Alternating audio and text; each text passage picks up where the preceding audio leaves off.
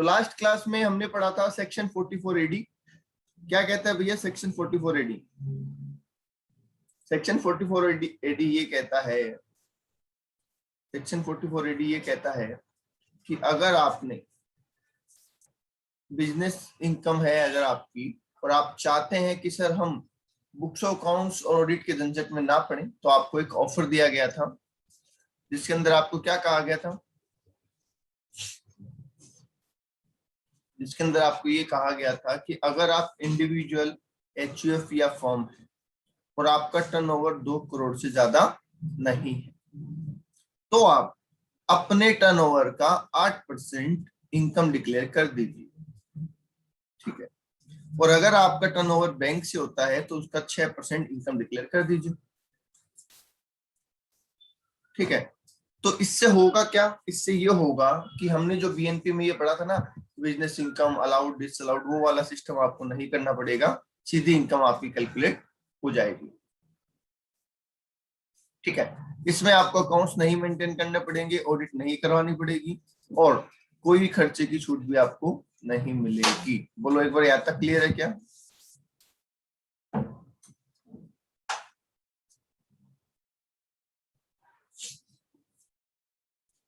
हाँ सर, ठीक है, ओके।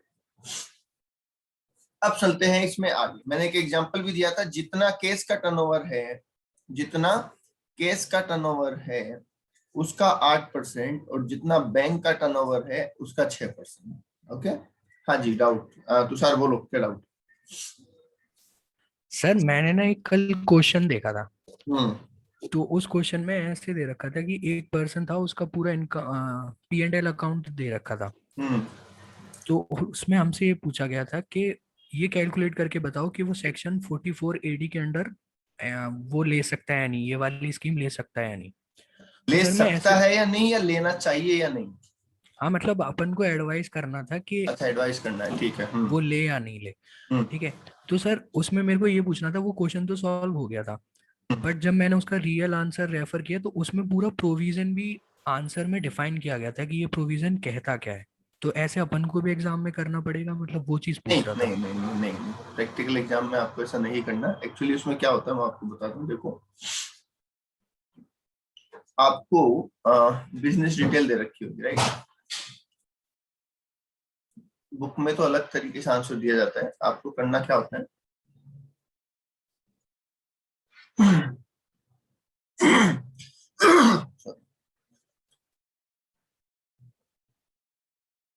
ठीक है, आप ऐसा आंसर बना सकते हैं कि सर मैंने 44 AD लिया, अडॉप्टेड, और 44 AD नॉट अडॉप्टेड, राइट?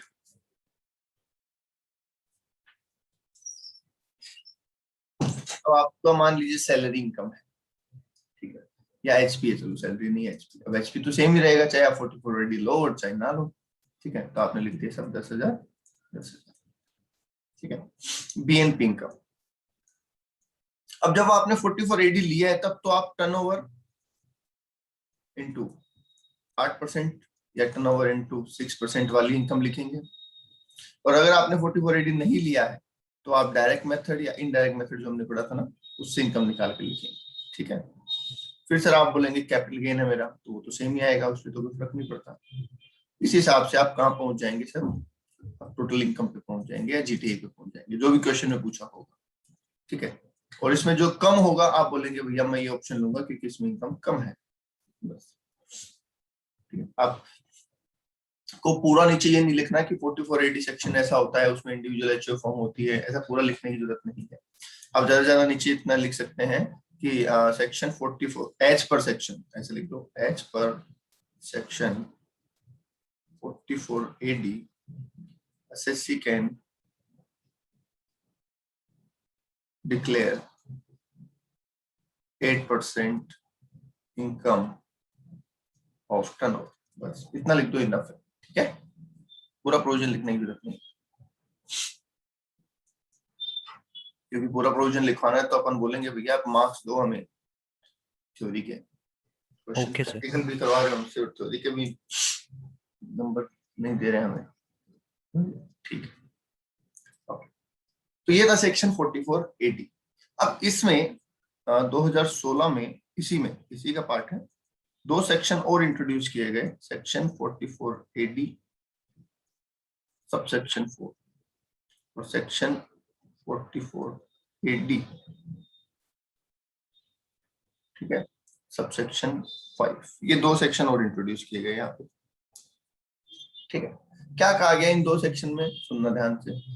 पहले क्या होता था, पहले ये होता था कि सब आपने एक बार 44 AD लिया एक साल, अगले साल 44 AD नहीं लिया, फिर अगले साल फिर से 44 AD लिया, फिर उसके अगले साल 44 AD नहीं लिया। इस तरीके से आप करते थे, ठीक है। तो इस चीज को रोकने के लिए क्या प्रोविजन बनाया गया इन दोनों सेक्शन में, इनमें ये कहा गया कि अगर आपको 44 AD लेना है, अगर आपको 44 AD लेना है तो आपको 5 साल के लिए लेना पड़ेगा, ठीक है। अगर आपको 44 AD लेना है तो आपको क्या करना पड़ेगा भैया, 5 साल के लिए 44 AD लेना पड़ेगा, ठीक है। तो मैं ऐसा लिख सकता हूं,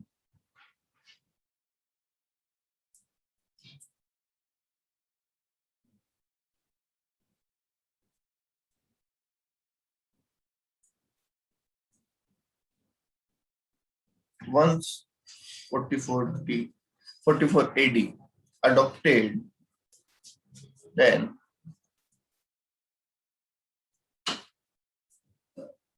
it should be continued for 5 years, ठीक है। एक बार आपने 44 AD लिया तो फिर आपको 5 साल उसको फॉलो करना पड़ेगा, मतलब अगले साल आप नॉर्मल स्कीम में नहीं आएंगे। आप कहते हैं कि सर हमारा तो प्रॉफिट ही नहीं रहा अगले साल 8%, हम तो कमाई 3% रहे, तो हम क्यों 44 AD में जाएं, हम तो बाहर आएंगे। तो मान लीजिए इस 5 साल के दौरान आप 44 AD से बाहर आ जाते हैं, ठीक है। कौन से साल में, 3rd ईयर में आप ऑप्ट आउट कर देते हैं 44 AD, क्या कर देते हैं आप, ऑप्ट आउट कर देते हैं, ठीक है। अब अगर आपने इस 3rd ईयर में इसको ऑप्ट आउट किया तो इस 3rd year plus next 5 year, ठीक है। तो इस 3rd year and next 5 years you can not adopt 44 AD again.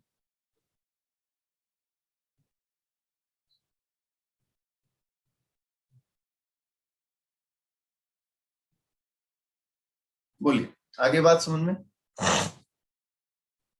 हाँ जी, ये बात समझ में आ गई।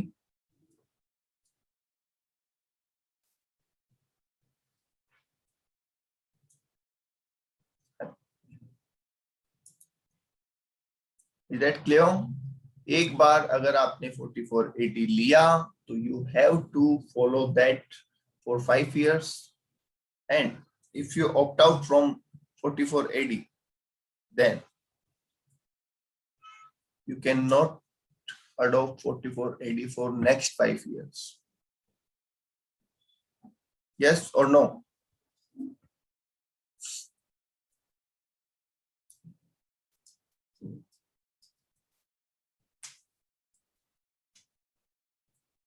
कोई डाउट किसी को? चलिए सर नेक्स्ट सेक्शन पे आते हैं।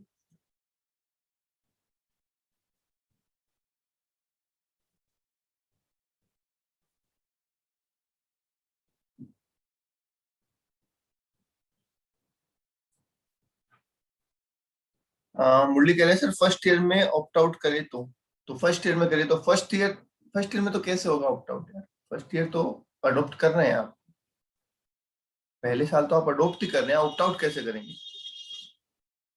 या तो दूसरे साल हो सकता है या दूसरे साल के बाद हो सकता है, पहले साल में तो एक ही है ना। सेकंड में अडॉप्ट ऑप्ट आउट करें तो सेकंड में नहीं ले सकते, ठीक है, सेकंड ईयर प्लस अगले 5 साल नहीं ले सकते कहीं से भी। ये कोई थर्ड तो मैंने एग्जांपल दिया है, ऐसा मत कर देना कि थर्ड को प्रोविजन मान लो, थर्ड मैंने एग्जांपल दिया बेटा, प्रोविजन मत लिख देना, ठीक है। फोर्थ में करो तो फोर्थ, हाँ सर ऑप्ट आउट टर्नओवर की वजह से हो सकता है ना, हाँ टर्नआउट की वजह से हो सकता है, ठीक है, टर्नआउट की वजह से हो सकता है।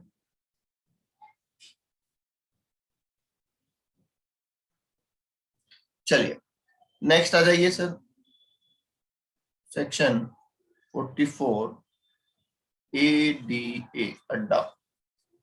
ठीक है, जब बिजनेसमैन को ये ऑप्शन दिया गया तो कई सारे प्रोफेशनल ने कहा कि साहब हमें भी दे दो ऐसा कुछ, जैसे डॉक्टर है, आपको पता होगा कि डॉक्टर को अकाउंट्स के बारे में कुछ नहीं पता होता, डॉक्टर को अकाउंट्स के बारे में कुछ नहीं पता होता, नथिंग, कुछ भी नहीं।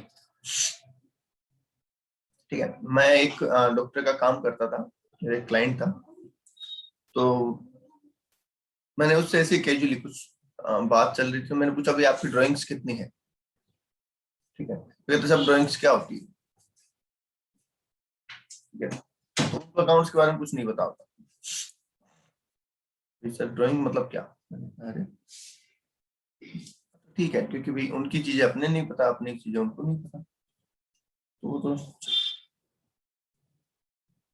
उन्होंने कहा गवर्नमेंट से कि भैया हमें भी ऐसा कोई सिस्टम दे दो, हमें पता नहीं होता, फिर हमें अकाउंट्स के लिए पैसे देने पड़ते हैं, फिर ऑडिट के लिए पैसे देने पड़ते हैं, तो उनके लिए भी प्रोजेक्टिव टैक्सेशन का पॉइंट आता है। ठीक है, और क्या कहा, if gross receipt does not exceeds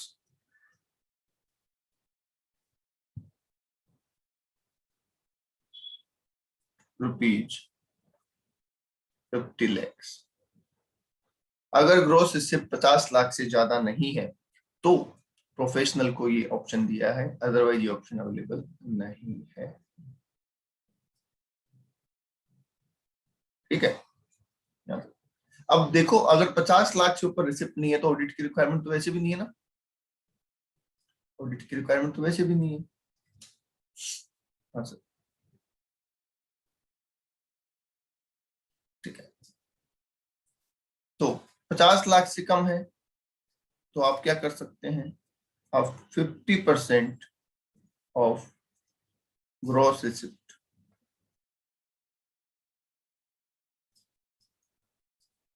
50% of gross receipt को बीएनपी की इनकम डिक्लेयर कर दीजिए।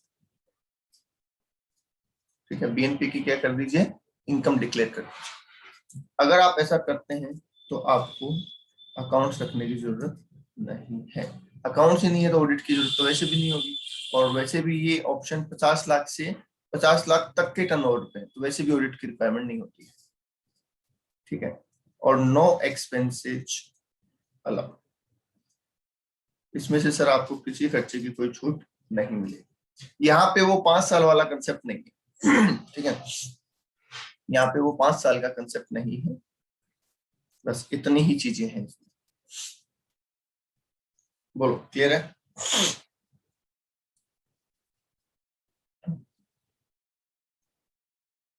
ये जो परसेंटेज है ना, ये बड़े ध्यान से पढ़ लेना आप, ये परसेंटेज बड़े ध्यान से पढ़ लेना, ये चीजें काम की है, परसेंटेज और लिमिट, ये दो ही चीजें हैं इसमें।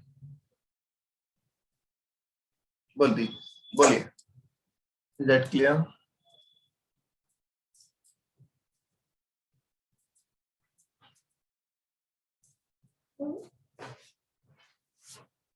Is that clear? ओके, चलिए आखिरी सेक्शन हमारा इस चैप्टर का, ठीक है, आखिरी सेक्शन है हमारा इस चैप्टर का, सेक्शन 44 ई, किसके लिए है सर?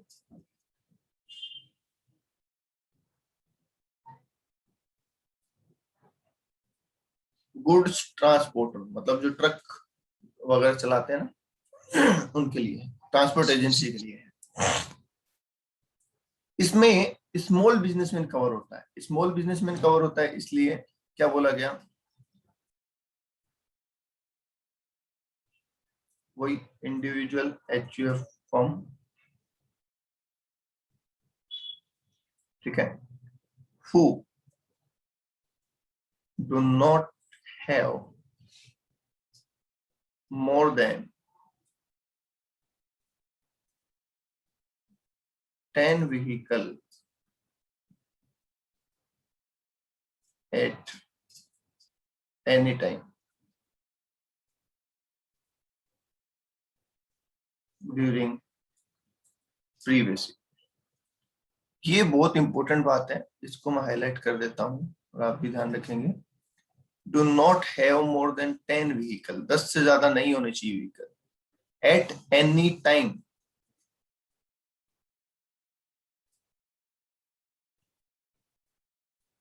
ठीक है,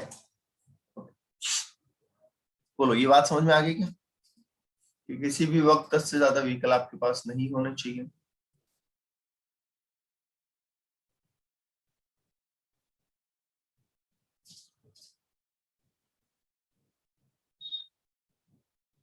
बोलिए समझ में आ गई।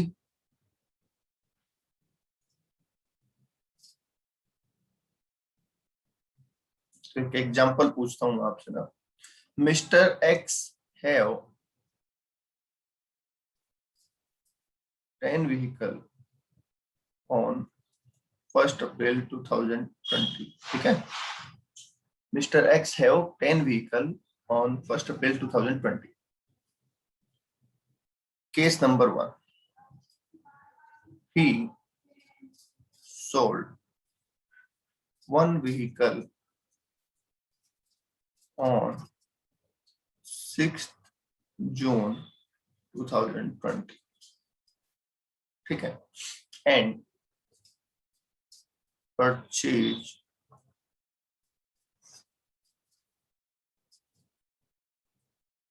a new vehicle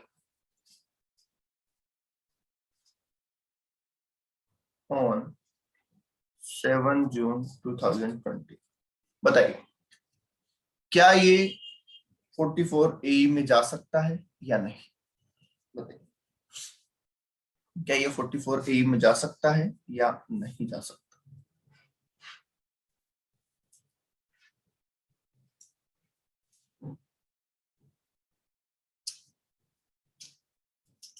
जा सकता है। ठीक, अच्छा रिवर्स होता इन डेट का, अगर रिवर्स होता कि 6 तारीख को खरीदा 7 तारीख को बेचा तो बोलिए। इसमें तो आपने कहा यस। केस नंबर 2 है रिवर्सल, कि 6 तारीख को खरीदा और 7 तारीख को बेचा, तो आंसर क्या होता सर?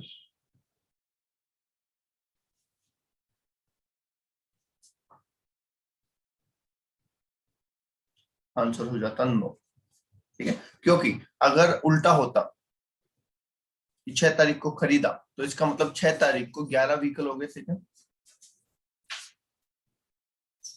बोलिए 6 तारीख को 11 व्हीकल हो गए थे अगर रिवर्स होता तो। हाँ सर, तो इसलिए वहां पे ये सेक्शन नहीं लिया जा सकता, वहां पे ये सेक्शन नहीं लिया जा सकता। आई होप समझ गए होंगे कि कौन ये सेक्शन ले सकता है और कौन ये सेक्शन नहीं ले सकता है। ठीक है, ओके। अब देखिए, एक ट्रक वाला, एक ट्रांसपोर्ट वाला अपनी इनकम कैसे निकालेगा सर? कितना भाड़ा मिला मुझे ये लिखेगा, कितना भाड़ा मिला, उसमें से कितना डीजल पेट्रोल लगा, सैलरी कितनी दी ड्राइवर को, कंडक्टर को, ठीक है, उसके अलावा मेंटेनेंस कितना हुआ गाड़ियों का, टैक्सेस वगैरह कितने लगे, ये सब इसी तरीके से निकालते हैं। बोलिए इसी तरीके से निकालते हैं। हाँ सर, इसी तरीके से अपना प्रॉफिट निकालते हैं। अब यहाँ पे बोला गया कि भैया आप रोजाना बहुत सारा, यहाँ पे ध्यान रखना पैसेंजर ट्रांसपोर्ट नहीं है, गुड्स ट्रांसपोर्ट ही है, ये ध्यान रखना। ठीक है, हाँ पैसेंजर ट्रांसपोर्ट नहीं होगा, गुड्स ट्रांसपोर्ट ही होगा। ओके, अब बोला गया कि भैया आप इतना रिकॉर्ड आपको रखना पड़ेगा, आज आप कहाँ कहाँ गए थे, कितना कितना पैसा मिला, कितने बार डीजल पेट्रोल भरवाया, वो सारा। हम आपको एक ऑप्शन देते हैं। क्या ऑप्शन देते हैं सुनिए। अब इसमें लास्ट टू लास्ट ईयर एक चेंज कर दिया गया था, तो मैं तो आपको अमेंडेड ही बता रहा हूँ कि आपके पास सिर्फ 3 तरीके के व्हीकल हो सकते हैं। बेसिकली आपके पास 3 तरीके के व्हीकल हो सकते हैं। ठीक है, कौन से सर 3 तरीके के व्हीकल हो सकते हैं?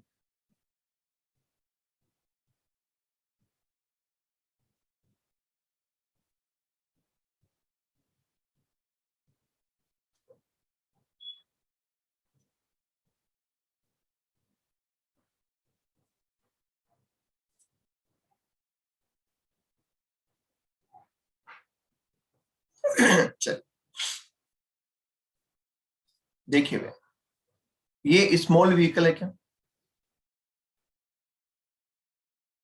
बताइए, ये स्मॉल व्हीकल है क्या?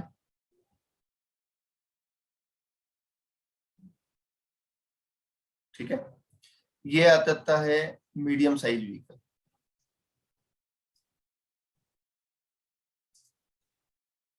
ठीक है, और ये आ जाते हैं हैवी व्हीकल।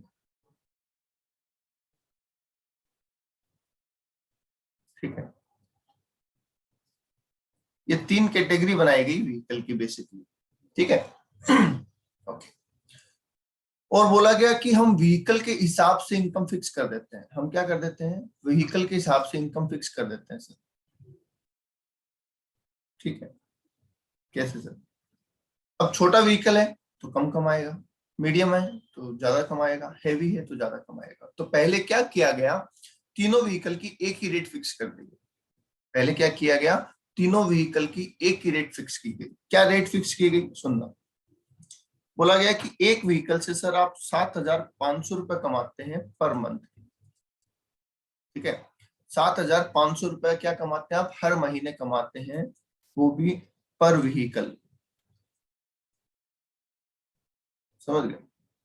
7,500 रुपए पर मंथ पर व्हीकल, ऐसा बोल दिया कि चलो एक काम करो, आप मत बताओ कितना भाड़ा मिला, आप हमें मत बताओ कितना भाड़ा मिला, कितना डीजल लगा, कितना ड्राइवर को दिया, कुछ मत बताओ।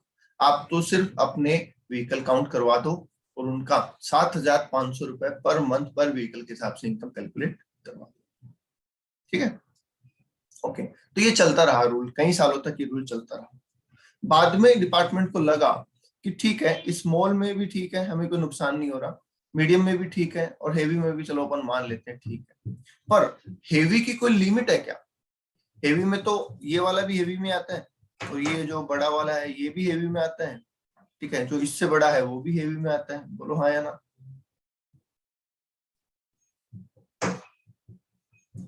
बोलिए, ऐसे ही होता है। तो सर हेवी मतलब तो सारे हेवी हो गए। तो उन्होंने कहा कि भैया अगर साइज बढ़ेगी, अगर साइज बढ़ेगी व्हीकल की, तो उससे इनकम भी तो बढ़ेगी ना। अगर साइज बढ़ेगी तो उससे तो इनकम भी बढ़नी चाहिए, और इस केस में तो सब में 7,500 की इनकम हो रही है हमें, तो ये तो गलत है। समझ गए? तो उन्होंने हेवी व्हीकल को चेंज किया। सबसे पहले तो डिफाइन किया कि सर हेवी व्हीकल होता क्या है। ठीक है, तो बोला गया कि 12,000 kg। ठीक है, अब इसमें एक वर्ड आता है अनलीडन वेट। ठीक है, और एक आता है ग्रॉस वेट। तो कहा कि जिसका ग्रॉस वेट 12,000 किलो से ज्यादा है, उस व्हीकल को हम क्या ले रहे हैं सर? हैवी व्हीकल ले रहे हैं। ठीक है, उस व्हीकल को क्या ले रहे हैं हम? हैवी व्हीकल ले रहे हैं। Direct clear? एक बार समझ लीजिए पूरा।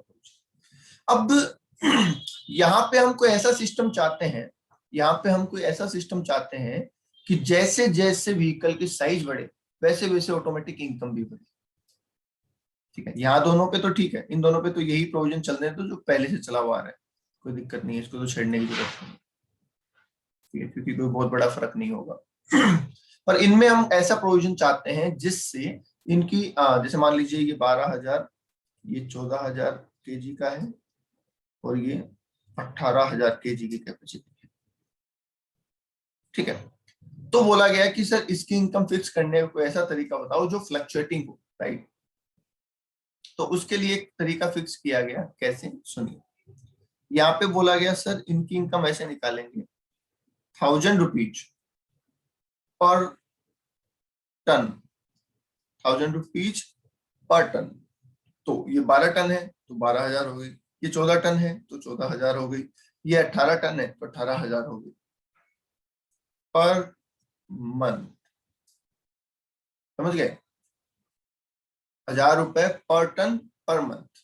मतलब सर ये अगर व्हीकल है 12,000 किलो का मान लीजिए, तो 12,000 रुपए पर मंथ कमाता है क्या? बोलिए, क्या यही मतलब हो गया बोलने का? अगर ये व्हीकल 12,000 टन है तो क्या 12,000 रुपए पर मंथ कमाता है, यही मतलब हो गया सर बोलने का? हाँ सर।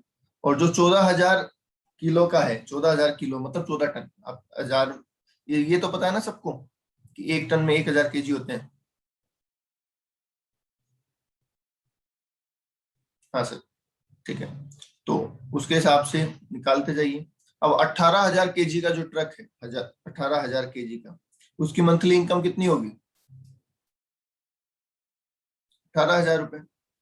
तो ये हो गया पर मंथ, और इसके आगे हम वर्ड जोड़ देते हैं पर व्हीकल। एक व्हीकल की है, अब आपके पास मल्टीपल है तो मल्टीप्लाई कर दो, अगर आपके पास मल्टीपल व्हीकल है तो मल्टीप्लाई कर दो ना। बताइए क्या आसान हो गया? बताइए क्या ये आसान हो गया? अब गवर्नमेंट को भी ये दुख नहीं है कि साहब छोटा ट्रक बड़ा ट्रक हम सब पे एक जैसे पैसा ले रहे हैं, ये तो गलत है, ऐसा तो नहीं है।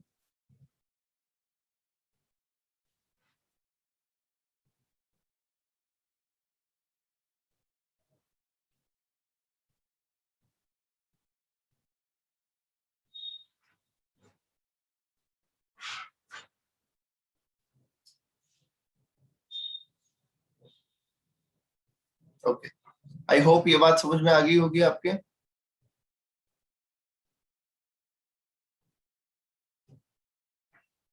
ठीक है, तो मैंने एग्जांपल आपको दे दिया है। मैं दोबारा बोल देता हूँ। गुड ट्रांसपोर्ट कंपनी, जिसका इंडिविजुअल एचओ फर्म के नाम पे रजिस्ट्रेशन है, 10 से ज्यादा व्हीकल नहीं है, तो उनको ये ऑप्शन दिया गया है। और उनको क्या बोला गया कि अगर स्मॉल व्हीकल है तो 7,500 रुपए पर मंथ पर व्हीकल, मीडियम व्हीकल है तो भी यही, और हेवी व्हीकल है, हेवी व्हीकल की डेफिनेशन मैंने आपको बता दी है, 12,000 किलो से ज्यादा, ज्यादा, ठीक है, ये ध्यान रखना, एक्सीड्स, ये तो मैंने एग्जांपल किया, विच एक्सीड्स 12,000 केजी, राइट? ओके, ठीक है, तो वो हेवी में आ जाएंगे सर। अब हैवी है तो 1,000 rupees per ton per month पर व्हीकल की इनकम कैलकुलेट की जाएगी। Is that clear? अब यहाँ पे एक चीज और समझो। मान लो ऐसा हुआ कि सर आपने एक व्हीकल परचेज किया, जैसे ये किया था ना 7 जून को, ये परचेज किया, और आप कहते हैं कि सर हमने इस व्हीकल का इस्तेमाल जो है ना पुट टू यूज, वो किया 1 नवंबर 2020 को, ठीक है, हमने पुट टू यूज कब किया? 1 नवंबर 2020 को किया। तो सवाल ये है कि इसकी इनकम जून से स्टार्ट हो जाएगी या नवंबर से स्टार्ट होगी? इसकी इनकम जून से स्टार्ट हो जाएगी या नवंबर से स्टार्ट होगी?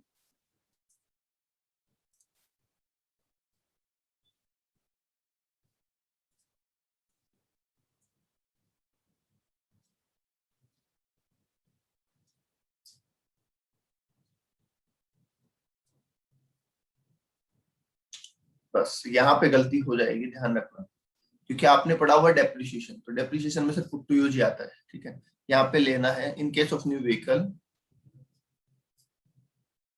Calculation will be done from June. हाँ, मैं लिख देता हूँ मंथ ऑफ परचेज।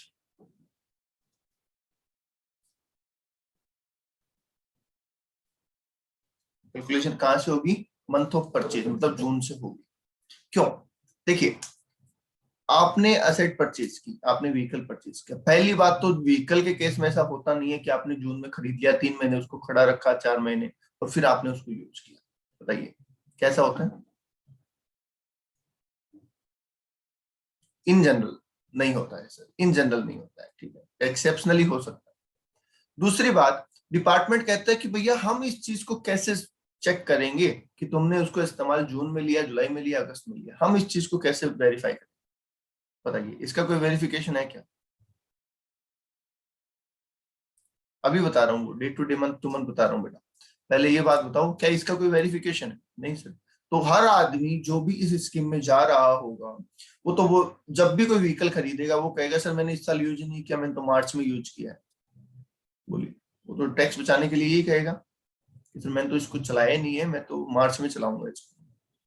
अब हम कैसे वेरीफाई करेंगे? तो इसलिए डिपार्टमेंट ने कह दिया भैया जब फिक्स है ना तो फिक्स है, फिर मतलब नहीं है। जब फिक्स बात हो गई ना फिर फिक्स ही होगा, ठीक है। फिर डजंट मैटर कि आप कौन हो, क्या हो, कुछ हो, उससे कोई फर्क नहीं पड़ता, समझ गए?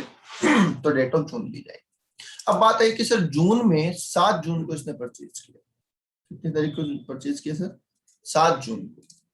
तो पहली बात, हम कैलकुलेशन प्रीवियस ईयर की ही कर रहे हैं, ये बात आपके माइंड में फिट होनी चाहिए। हम तो 20-21 की कैलकुलेशन कर रहे हैं फिलहाल। तो जून में तो इसने 23 दिन ही काम में लिया होगा, बताइए, जून में तो 23 दिन ही लिया होगा। हाँ, तो जून की जो कैलकुलेशन है वो कितनी होगी? 7,500 इंटू 23/30 होगा, 23/30, या फिर पूरा 7,500 होगा। तो उसके लिए मैं लिख रहा हूं पार्ट ऑफ मंथ, मतलब प्रोविजन में लिखा गया है कि 7,500 रुपए पर मंथ और पार्ट ऑफ मंथ, 1,000 रुपए पर टन पर मंथ और पार्ट ऑफ मंथ। इसका मतलब एक भी दिन अगर होता है तो उसे पूरा महीना माना जाएगा, ठीक है। एक भी दिन अगर एक्सीड होता है ना, कि जैसे मान लीजिए आपने 6 महीने और 1 दिन काम में लिया, 6 महीने और 1 दिन आपके पास व्हीकल है, तो 7 महीने की कैलकुलेशन होगी, ठीक है। तो even a single day will be counted as whole month, okay.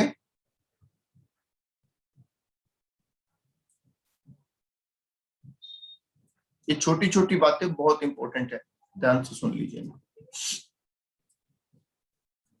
Okay, ठीक है। लास्ट पॉइंट, सर ये स्कीम अगर हम लेते हैं तो हमें क्या फायदा है? ये अगर ऑप्शन हम लेते हैं तो हमें क्या फायदा है? या तुम्हें फायदा ये है कि आपको अकाउंट्स नहीं रखने पड़ेंगे, ठीक है, आपको ऑडिट नहीं करवानी पड़ेगी, और हमें फायदा ये है कि हम आपको किसी खर्चे की छूट नहीं देंगे।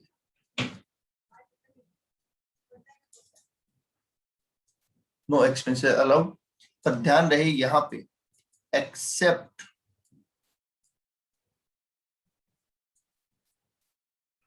Partners remuneration.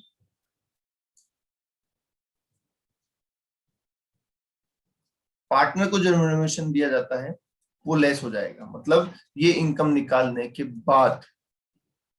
तो जो ये अमाउंट फिक्स की गई है ये बिफोर पार्टनर रेम्युनरेशन फिक्स की गई है। तो अगर आपकी पार्टनरशिप फर्म है, इंडिविजुअल है तब तो बात ही नहीं है, इंडिविजुअल है तब तो कोई बात होगी नहीं।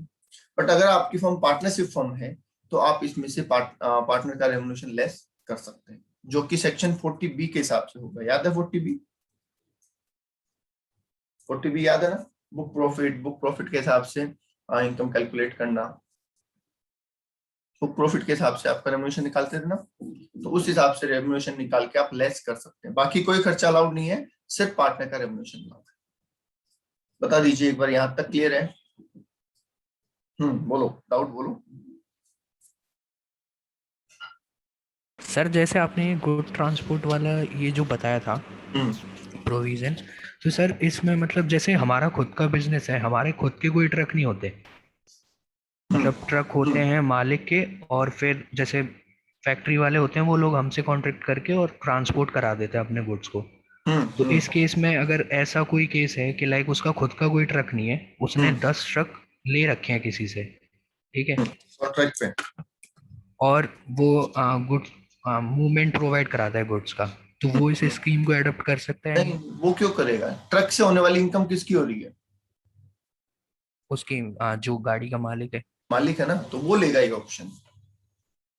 हम मतलब उससे इसमें ऐसे नहीं कर सकते कि लाइक अगर अपन की जैसे हमारा खुद का है कि हमारे ट्रक दूसरों के होते हैं ट्रक, हम्म, और हम किसी को सर्विस प्रोवाइड कराते हैं, तो ऐसे सिस्टम वाले नहीं ले सकते? नहीं नहीं, ये खुद के लिए है। Okay sir, okay, thank you.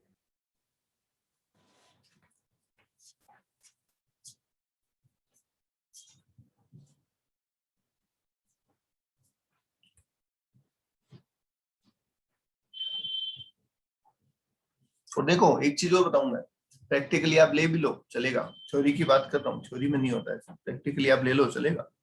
या आप खुद मतलब मैं आपका जो क्वेश्चन समझ पाया कि आप, मैंने ट्रक खरीदा, ना, पर मैं उस काम में हूं नहीं, मैंने सिर्फ इन्वेस्टमेंट किया है और आपने मेरा ट्रक मेरे से ले लिया एज ए लीज मान लीजिए, और उसको आप ट्रांसपोर्ट में चला रहे हैं, ऐसा कह रहे हैं आप? नहीं सर, इसमें लीज नहीं होती। तो लाइक जिसका भी ट्रक है, ठीक है, तो वो क्या है कि जैसे हमारा जो कॉरपोरेशन है ऑल इंडिया रोड लाइंस, तो वहां पे वो लोग अपना ट्रक दे देते हैं और हमको सिर्फ वो कमीशन प्रोवाइड कराते हैं। जैसे 50,000 रुपये चार्ज लिया हमने किसी फैक्ट्री वाले से, ठीक है, तो हमारा उस पे 5,000 रुपये कमीशन बन रहा है, तो हम अपना 5,000 रुपये कमीशन नहीं रख लेते हैं। नहीं, हाँ तो वो फिर उस केस में आपके लिए नहीं है, ठीक है। Okay sir. ओके, क्लियर है सभी को? ये हमारा पीएनपी चैप्टर कंप्लीट हो चुका है। अब इसमें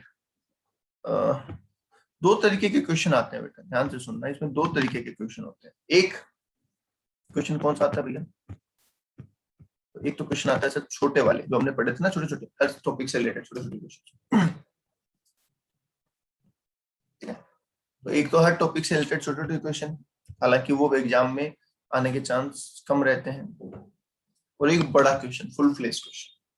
तो जो ज्यादा चांस है वो फुल फ्लेज क्वेश्चन के हैं, जैसे अपन ने एक पार्टनर रिमोशन निकालने के लिए पढ़ा था ना कल, वो फुल फ्लेज क्वेश्चन में काम में आता है। ओके ठीक है। अब इसको सर करना कैसे? तो इसके लिए बहुत कंसंट्रेशन रिक्वायर्ड होगा आपको, बहुत शांति से तसल्ली से इसको करें, जल्दबाजी ना करें, एक चीज। दूसरा, इसमें जो टीडीएस का सेक्शन है वो बड़ा इंपॉर्टेंट है, ठीक है। अब वो समझ में कब आएगा हमें? जब हम टीडीएस वाला चैप्टर भी पढ़ लेंगे, ठीक है। तो एक बार मुझे बता दीजिए हमने कौन कौन से क्वेश्चन कर लिए इस चैप्टर में, कौन कौन से क्वेश्चन अपन ने कर लिए, एक बार बता दीजिए। देखिए क्वेश्चन नंबर 1 हो गया, जो मुझे याद है वो मैं बता देता हूँ। क्वेश्चन नंबर 1 हो गया ना? Yes sir. सेकंड बाकी है, ओके। थर्ड हो गया? हाँ सर, थर्ड हो गया। फोर्थ हो गया था क्या? फोर्थ देखो, हो गया था आई थिंक, इलेक्ट्रिसिटी कंपनी वाला है। फोर्थ बताइए, हुआ नहीं हुआ?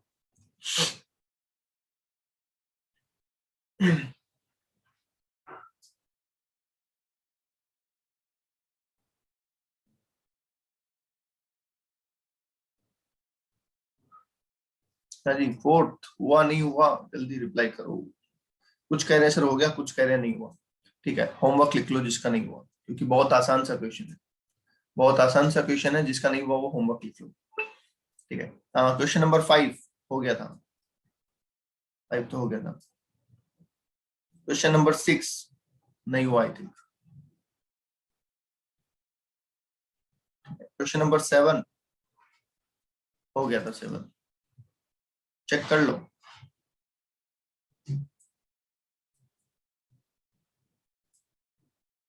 क्वेश्चन नंबर 7 हो गया ना, तो अपन ने लिखा 2 और 6, ठीक है। जी question number 8, yes question number 8 हो गया था। क्वेश्चन नंबर 9, क्वेश्चन नंबर 9 जब एक्चुअल कॉस्ट पढ़ाई थी ना, एक्चुअल कॉस्ट पढ़ाई थी, तो एक्चुअल कॉस्ट में एक फॉरेन फ्लक्चुएशन का केस था, याद है? जब असेट हम नहीं परचेज करते हैं तो फॉरेन फ्लक्चुएशन का एक पॉइंट बताया था ना, वो वाला केस, ठीक है। तो ट्राई इट, अब भी इसको ट्राई करेंगे।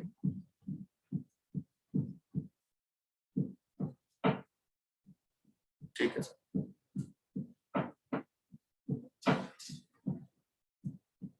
चलिए क्वेश्चन नंबर 10 बोलो। आई थिंक हो गया था क्वेश्चन नंबर 10, क्वेश्चन नंबर 10 हो गया था, यस सर। वो प्रोपोर्शनेट करने वाला है, राइट। क्वेश्चन नंबर 11 ये भी हो गया था, साइंटिफिक रिसर्च वाला है। क्वेश्चन नंबर 12 टेलीकॉम, 13 और 14 ये तीनों हो गए थे एक साथ ही। क्वेश्चन नंबर 15 ये भी हो गया था, उसका है 35D का, राइट। क्वेश्चन नंबर 16 बाकी है,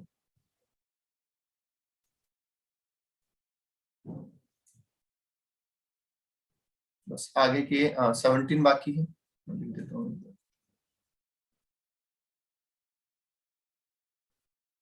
18 बाकी है, 19 हो चुका है, राइट? 19 हो चुका है ना? 20 भी हो चुका है, 21 बाकी है और 22 बाकी है, 23 बाकी है, 21 से लेके 24 और भी है क्या? बस इतना सही है। तो चलिए 2 क्वेश्चन तो आप करेंगे होमवर्क, 2 क्वेश्चन तो आप मतलब, अच्छा किसी ने ऐसा भी, बड़े इतने ही हुए हैं, बड़े करनी है ना, बड़े तो ये है ना, बाकी 21 से 24 बड़े ही हैं सर। ठीक है, तो ये बाकी है, तो 2 क्वेश्चन तो आपको करने हैं। किसी ने अपने मन से भी कोई क्वेश्चन किए थे क्या, जो क्लास में कराए उसके अलावा? क्योंकि ये तो सारे मैंने क्लास में कराए हुए थे।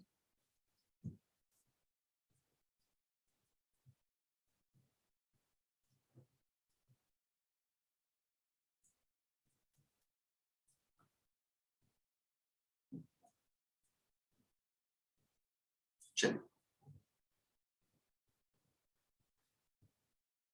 तो पहले मैं वो एक्सपेंसेस वो क्वेश्चन करवा देता हूँ जो अपन ने अभी लेटेस्ट में पढ़े हैं। ठीक है, देखिए क्वेश्चन नंबर 17 देखेंगे आप। क्वेश्चन नंबर 17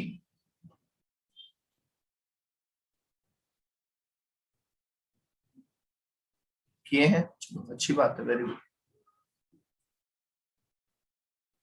क्वेश्चन नंबर 17 देखिए भी क्या कह रहा है। X and company A firm, क्या है सर? एक फर्म है, engage in the business of trading, और टर्नओवर सर इनका दे रखा है 57,80,000 रुपए, जिसमें से 25 लाख रुपए इनको मिले चेक से, तो बाकी कैसे मिले? बैंक और कैश। ठीक है, बैंक से मिले 25 लाख, टोटल मिले 57,80,000। तो आप बता सकते हैं कि कैश से कितने मिले? 25 और 7 32, 32,80,000 मिले होंगे, राइट? हाँ सर, ठीक है। अब आगे लिखा है sir, salary and interest to partner दे रखा है सर 60,000 रुपए, सैलरी टू एम्प्लॉय 4,90,000, डेप्रिसिएशन इतना, कॉस्ट ऑफ मटेरियल इतना, अदर एक्सपेंसेस इतने, कुल मिला के कितना खर्चा हुआ इनका? कितना? 57,55,000 का। ठीक है, ओके। आगे लिखा हुआ है सर कि determine net income of x and company for the assessment year 2021 assuming that इनका टैक्सेबल इंटरेस्ट इनकम, इंटरेस्ट की इनकम है 90,000, तो क्या ये अदर सोर्स में चली जाएगी? बताइए, क्या ये इनकम अदर सोर्स के चैप्टर में जाएगी सर? हाँ, अब अदर सोर्स में जब जाएगी तो 44 AD आप बिजनेस के लिए लेंगे या नहीं लेंगे उससे तो कोई फर्क नहीं पड़ता, जैसे अभी थोड़ी देर पहले मैंने एग्जांपल बताया था ना आपको। Yes, long term capital gain 1,40,000 का हुआ है, तो ये कैपिटल गेन के चैप्टर में चला जाएगा, इससे भी हमें कोई फर्क नहीं पड़ता। ठीक है, और डिडक्शन मिलनी है, ये 80G में डिडक्शन मिल जाएगी लास्ट में, तो इससे भी कोई फर्क नहीं पड़ता। फर्क सिर्फ एक जगह पे पड़ेगा जो कि आपके सामने है, कौन सी? बीएनपी से। कैसे करना है इस क्वेश्चन को अभी थोड़ी देर पहले ही मैंने आपको बताया था, अभी फिर सुन लीजिए।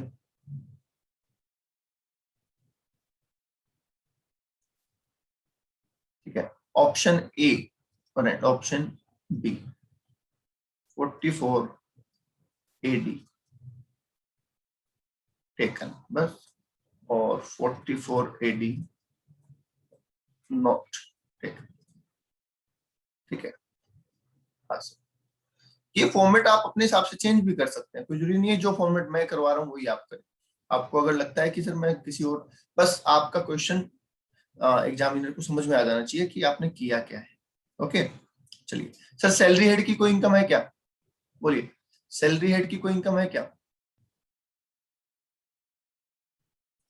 नहीं सर, नहीं है। एचपी हेड की, एचपी की कोई इनकम है? नहीं सर। बीएनपी, अब बीएनपी में देखो, अगर इन्होंने 44 AD लिया तो क्या इसका 6% और इसका 8% लेना है? हाँ, टोटल करके बता दो एक बार, टोटल करके बता दो।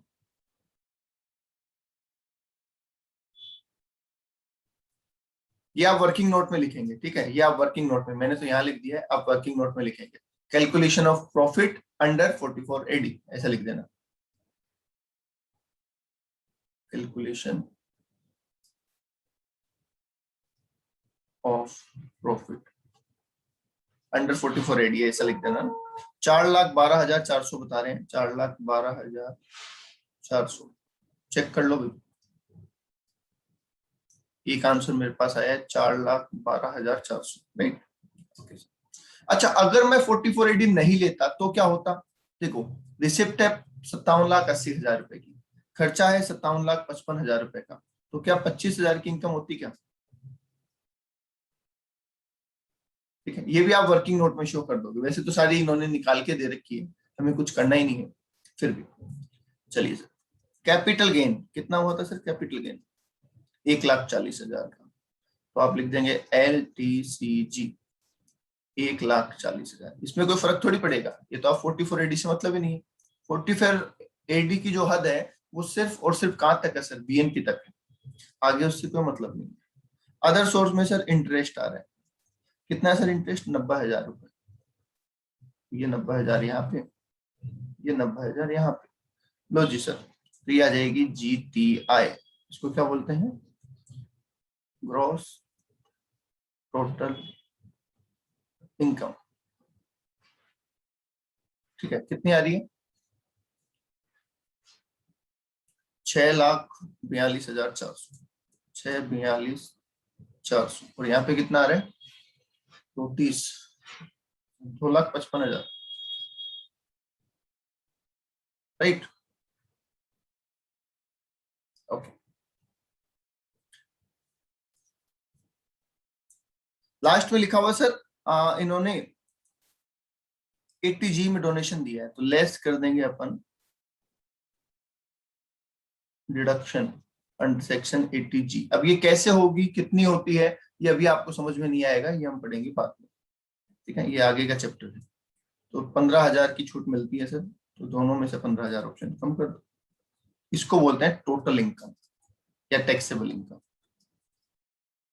ठीक है, इसको बोलते हैं टोटल इनकम या टैक्सेबल इनकम। बोलो कितना आ रहा है? 6,27,400 और 2,40,000। तो बताइए 44 एडी लेना है या नहीं लेना चाहिए? नहीं लेना चाहिए, 44 एडी नहीं लेना चाहिए। बस इस तरीके का क्वेश्चन है, क्वेश्चन नंबर 17, राइट। चलिए, तो 2 क्वेश्चन आपको होमवर्क में दिए हैं, वो आप करिएगा। आज क्या है? सैटरडे, मंडे को इसके बड़े क्वेश्चन करा के इस चैप्टर को ओवर कर देंगे, राइट। मंडे को इसके बड़े क्वेश्चंस करवा के इस चैप्टर को ओवर कर देंगे, ठीक है। आप चाहो तो क्वेश्चन नंबर 18 भी एक बार ट्राई कर लेना, क्वेश्चन नंबर 18 भी एक बार ट्राई कर लेना, अच्छा क्वेश्चन है।